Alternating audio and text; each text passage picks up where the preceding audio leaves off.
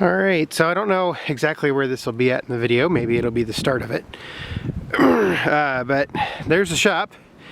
And here you can see that there is, I guess the camera's probably at about 5 feet 5 inches. And you can see you can't see the whole shop until I lift the camera up because there is a snowdrift in the way. The snowdrift on the shop door is about 26 inches, I guess it's almost 30 inches. It's gone down a little bit from the top of the door. It's actually shrank about 10 inches overnight. So if I pan over this way, you can see exactly how tall the snowdrift gets. So we're going to move a lot of snow. Here it is, middle of April, and we're moving quite a bit of snow. It'll probably be a little mixture of this camera, the GoPro. I actually broke my other camera, so this is the Canon T5i, so not something I normally use to shoot with, but yeah, so this should be a fun day. Alright, so we're in for a little adventure today. We got about between 15 plus inches of snow in the last 24 hours. You can see the snow that leaked in around the garage door there, so that's certainly a project that I'll have to tackle this summer. I don't know how I'll fit all this video together, but I've got a video of all the drifts and everything, so you'll see all that. But I'm going to put the 4066, the 1445, and the X748 to work today. Try to get a lot of different video of this, maybe 3 or 4 videos all together, just showing the machines working. Got a lot of big drifts, 4+ feet, that we'll need to move. Obviously the pusher won't move it, so it'll probably be a lot of front end loader work, flipping back and forth. Fortunately, the wind came out of the northeast, so in front of this garage door is not terrible. So I should be able to get the 4066 out. I cannot get the 1445 out at the moment, mostly because it is turned around the wrong direction. I have the snowblower ported into the garage, so I have to go ahead and clean out in front of the garage door that the 1445 is in front of, or behind, and do all that. So without further ado, let's get busy.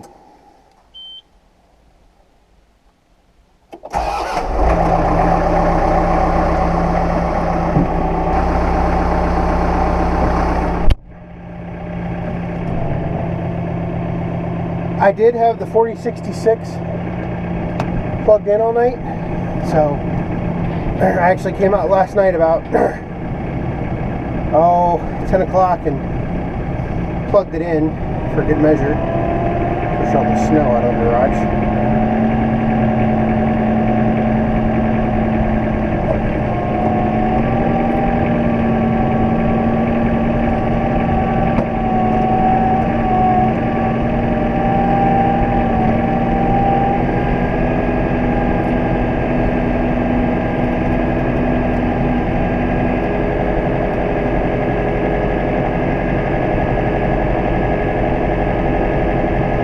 Terrible thing is there's some ruts in this driveway that are a good 6 to 8 inches deep, which does not excite me. I have a feeling I'm going to be sitting in this cab for quite a while today.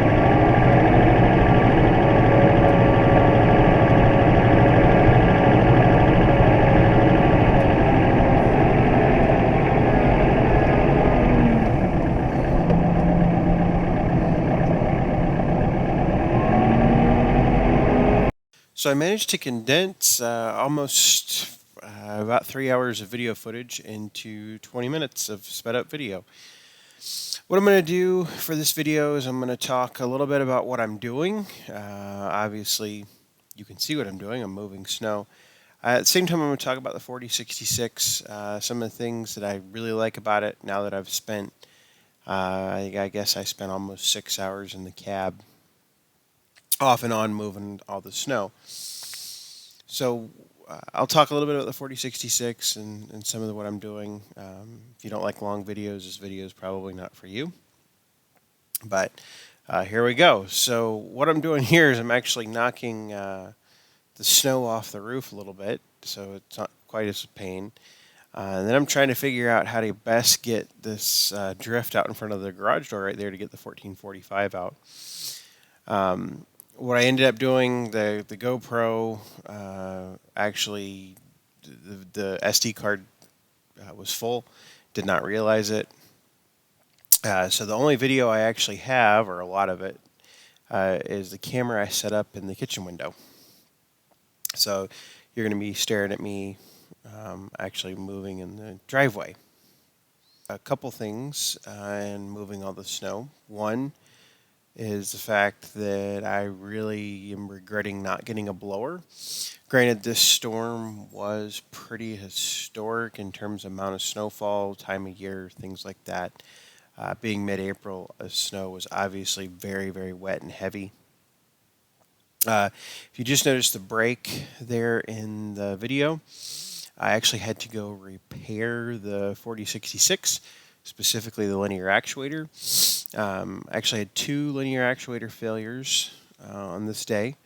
The fuse blew one time, and then a chunk of ice fell behind the bucket and pulled the weather pack connectors apart. Uh, Both somewhat expected based on where we located everything, so not that big a deal. Certainly not complaining. 5-minute repairs both times. So this summer we'll get it fixed. I've got to work on the skid steer plate anyway. But what I opted to do is actually go in and take the pusher off and use the bucket. Along with the snowblower, I'm really going to look for a snow bucket next year. One of the reasons being is a snow bucket I can move big drifts like this with minimal effort. One of the slowest things that I was trying to do when the storm came through or after the storm is moving snow with a little itty bitty 72-inch bucket. So what I'm going to do next is I actually switch back to the pusher. You can see kind of over in the left corner of the video, you see me in the back there, just picked up the pusher, come back. And what I'm trying to do is actually make a lane for me to push snow. That's why I pile up the snow right there, and then I'm piling it in the yard. Obviously, being April, I'm not too concerned about where I'm placing the snow because it's all going to melt pretty quick. It's one of those deals that if this was January, I'd be a lot more judicious about where I put the snow and prevailing winds, things like that. This storm was pretty interesting. The fact that most of the wind came out of the east, northeast, east northeast. So very few trees to block it, and certainly presented some challenges. That's why we have so much snow. If it had come out of the northwest like a prevailing wind for most of the winter, I don't think we'd had but about half the snow that you see in the picture. I think in total we got about 18 or 20 inches in a 24-hour period. I looked out one time during the storm and I couldn't see but about 15 feet out the window. Certainly could not see the shop. On to talking about the 4066. This is the longest time that I've spent in the cab working with it. Like I said, about a total of 6 hours off and on throughout the day.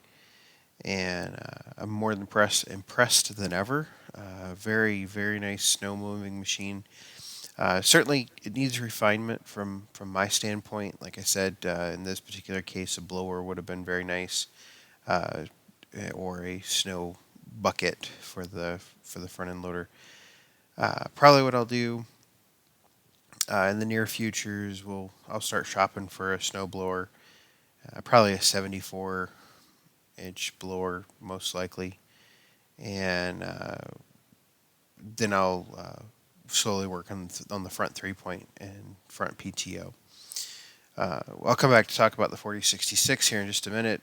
Mostly what I was doing here, I got the 1445 out because I couldn't really see the fence. You can see the bird bath and the bird feeder hanger there, and you see that one corner fence post. So Instead of busting the fence down with the front end loader bucket, I opted to carve myself a space in there with the 1445. Obviously, this is going to take me a while. I think it took me this about 18 minutes of video here to get the 1445 broken through and all the way up to the garage. I mean, you can see how tall that drift is. This is where this is the first time in over 24 hours that we can walk out the garage door and get out to the shop relatively easy. Operating the 1445 was actually quite a bit of fun. I had not moved a lot of snow with it since last winter. Obviously, this winter I've been using the 4066. Obviously, we didn't even start getting snow until mid-February. So back to the 4066 because I'm done with the 1445. I brought it out a couple more times, but I don't think that's on video. Really like the 4066. Probably some of the comments that I will make. Heat works fantastic. Even though, I mean, it wasn't particularly cold. I mean, it was in the mid-20s regular day. So there had been previous discussions about the heat on the 4R series, and I have no complaints about mine. There had been some previous discussion on comments from other videos where other YouTubers were talking about or asking questions about the heat. There were some air in the lines and things like that for the block heater install. Next biggest thing, skid steer plate. I cannot imagine my life without the skid steer plate. Probably one of the best things that I did when it came to the 4066 is order the skid steer plate, and second best is the linear actuator. You'll notice that I actually changed back and forth between the bucket and the pusher quite a bit. It saved me a lot of time having the actuator on there to change back and forth. Even with the two breakdowns with the fuse and the crimp or the weather pack breaking, both were easily fixable and something that I had a feeling I needed to do something about, but I needed to see it in action so I could design guards and stuff like that for it. So we'll certainly get there in the near future. So here I am. I basically had to scoop out the entire driveway there at the house, and it was pretty much just down to scooping. And like I said, I wasn't really paying attention to where I moved the snow because it wasn't really that important. There wasn't going to be that much wind, and so it really wasn't a big deal. At the end of the video, there is a GoPro footage of me moving some snow, and this is later in the day. You can actually see that there's dry concrete or wet concrete there where the video or where the driveway's at. So overall, the 4066 handled this really well. The cab is nice and comfortable. You certainly don't feel fatigued sitting in the seat. I do wish I had a little bit more traction. I think that'll come when I found a rim guard dealer nearby, and so I'll probably put some rim guard in the rear rims. You can see my neighbor over at the far end of the video. They have a 4720, I believe. He's come over and I looked at mine a couple times. I think he's looking at upgrading, but they're moving snow. They have just a front blade on theirs, and they have a rear box blade. I did use the box blade some. I don't think I have it on video to scrape up some of the ice. So I did use the box blade. And, overall, aside from a few traction issues, things like that, it performed great. Very happy with the purchase. This was really the first big test for it. But I will pursue a snowblower. Even if I only have to use it once every 2 or 3 years, it's perfectly fine. The big things that I don't like about the 4066, the fact that it does not come with a linear actuator kit for the skid loader plate.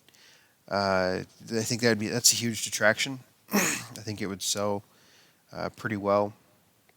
Even at the price point of $1,500-$1,600, I think I probably would have gone for it.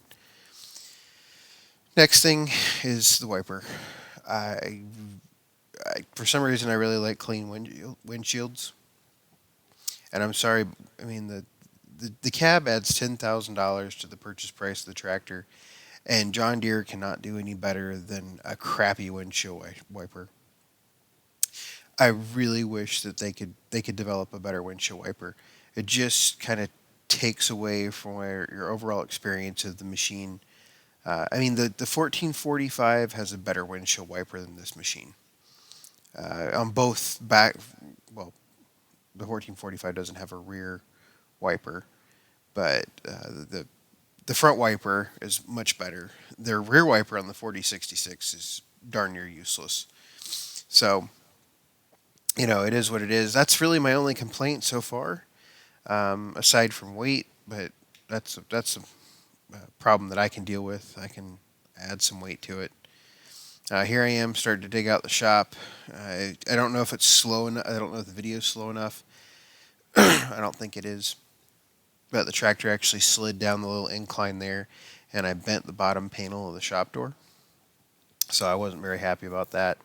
And this is where I actually stop and go inside for lunch.